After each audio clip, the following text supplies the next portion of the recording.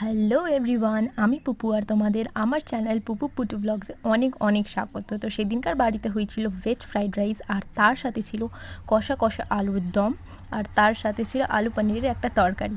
তো যেহেতু চিলি পনিরে গ্রেভিটা বেশি থাকে, আর আমাদের চিলি পনির করতে গিয়ে সেটাতে গ্রেভির বদলে ঝোলটা বেশি হয়ে গেছে, তো তাই আজ জন্য আমি সেটার নাম দিয়েছি আলু পনিরের তরকারি। তো ফ্রাইড রাইসের সাথে আলুর দমটা বলো বা আলু পনিরের তরকারিটাই বলো, খেতে কিন্তু দুটোই খুব সুন্দর লাগছিল। আর তারপর যখন ফ্রাইড রাইসের সাথে একটু আলুর দমের আলু আর আলু পনিরের তরকারির পনির বা আলু নিয়ে সব একসাথে মিশিয়ে খেলাম, একদম অসাধারণ একটা টেস্ট। মানে ওই কথায় আছে না, এসাদের ভাগ হবে না, অল্পেতে স্বাদ মেটে না, এসাদের ভাগ হবে না, ঠিক সেরকম একটা ব্যাপার।